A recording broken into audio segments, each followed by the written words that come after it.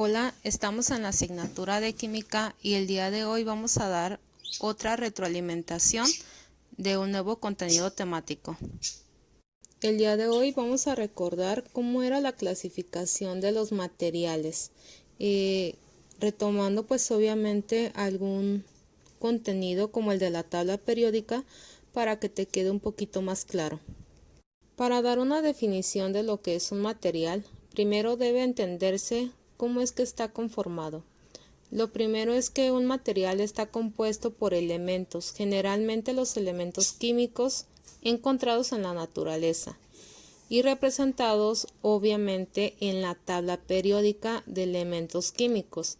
Una tabla anterior solamente mostraba los naturales, pero las actuales también tienen ya todos los químicos. Sin embargo, esto no es todo. En los materiales, estos elementos están relacionados por una composición química definida. Un ejemplo muy sencillo es la sal común. Su fórmula química es cloruro de sodio, lo que significa que hay un átomo de sodio por cada átomo de cloro. Y es la única forma de obtener este compuesto.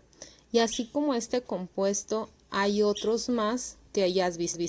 El último factor importante de un material es el acomodo de estos elementos, es decir, su estructura. Los materiales están caracterizados por tener una estructura determinada y única.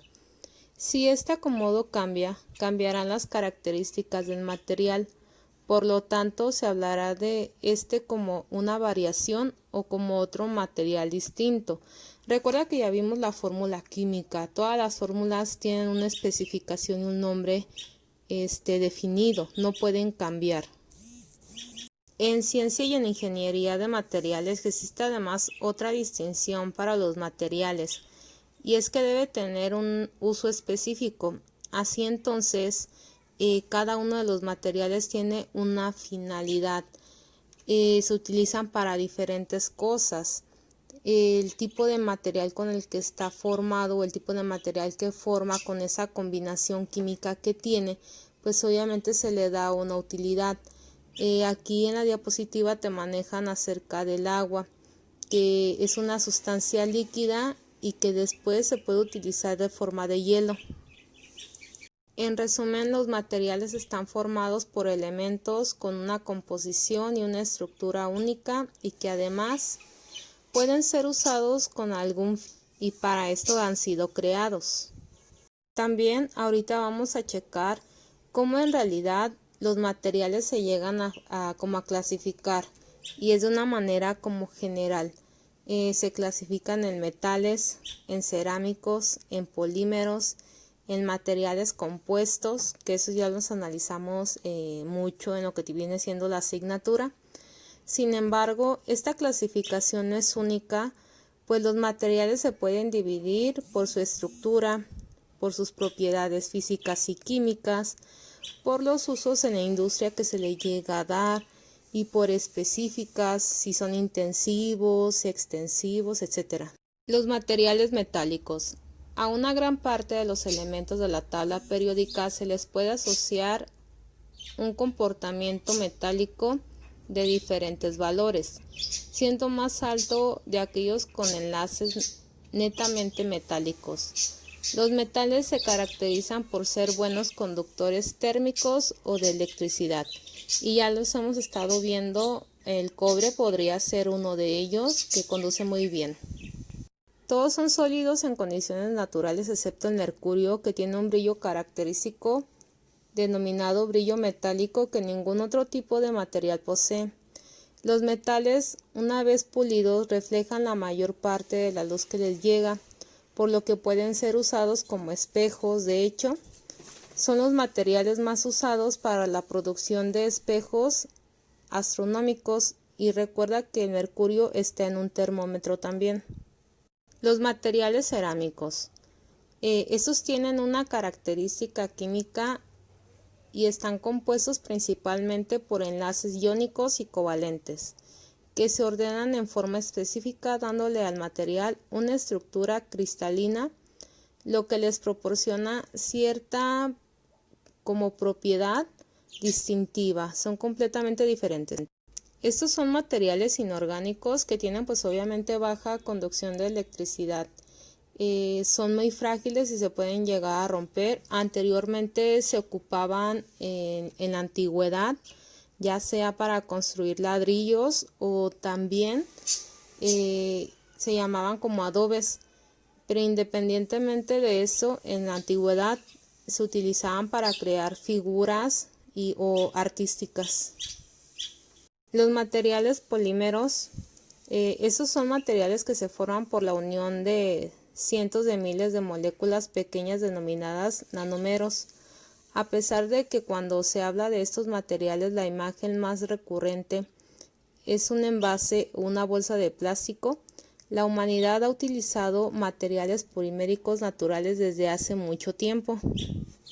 Los polímeros pues pueden ser el algodón, la cera, el caucho, el almidón, la celulosa, por ejemplo.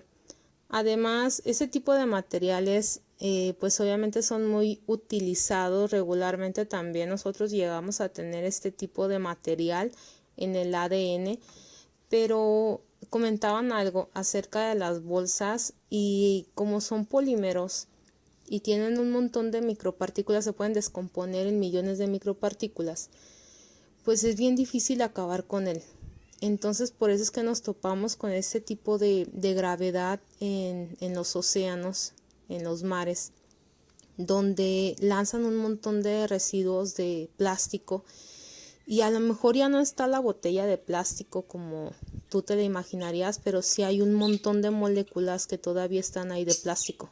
Y está también los materiales compuestos. Un material compuesto es el resultado de la combinación de dos tipos de materiales: metal-metal, metal cerámico, metal polímero, polímero cerámico, polímero-polímero y cerámico-cerámico. Esos se encuentran en diferentes porcentajes, siendo la fase que se encuentra con mayor proporción en la matriz, o sea que se encuentran regularmente de más. ¿Por qué? Porque al hacer una combinación, un compuesto, tú llegaste a ver que la mayoría de los que llegábamos a analizar eran compuestos, no naturales. Los compuestos químicos se caracterizan por tener una fórmula determinada que es diferente por cada uno de ellos.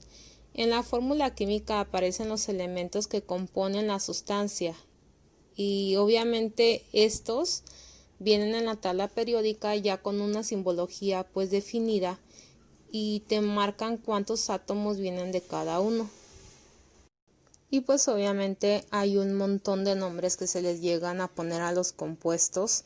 Hay algunos derivados que tienen que ver específicamente con el hidrógeno y otros que tienen específicamente que ver, por ejemplo, con el oxígeno, con el azufre, con el hierro. Y esos obviamente tienen diferentes tipos de nombre. A algunos se les llega a agregar el 3, el 2, también como especificación. Pero una de ellas es que ahí te manejan en el libro que tú tenías que saber contar, ¿no? Por ejemplo, en la primera fórmula donde está el sodio y el hidrógeno, una de las especificaciones que venía ahí en tu libro es que tú me supieras decir cuántos átomos de sodio hay y cuántos hidrógenos se encuentran. Y eso lo deberías de saber. El aprender a hacer la multiplicación para saber cuántos en realidad se encuentran en cada uno. ¿Y por qué era importante que tú supieras obviamente en una fórmula contabilizar pues obviamente cuántos átomos hay? Porque recuerda que esta es la base que debes de tener para poder hacerlo del balanceo de ecuación, para poder hacer una representación nanoscópica también, y que en algunas ocasiones cuando ya estés en prepa, pues obviamente también saber cómo podría iniciar el nombre de cada uno de ellos. En el caso de los hidrógenos, que son los hidroduros, ellos se pueden llegar a clasificar dependiendo con quién se combinen. Esto ha sido todo por el día de hoy. Espero que haya de haber aclarado algunas dudas que hayas de haber tenido en el ciclo. Nos vemos en un siguiente video.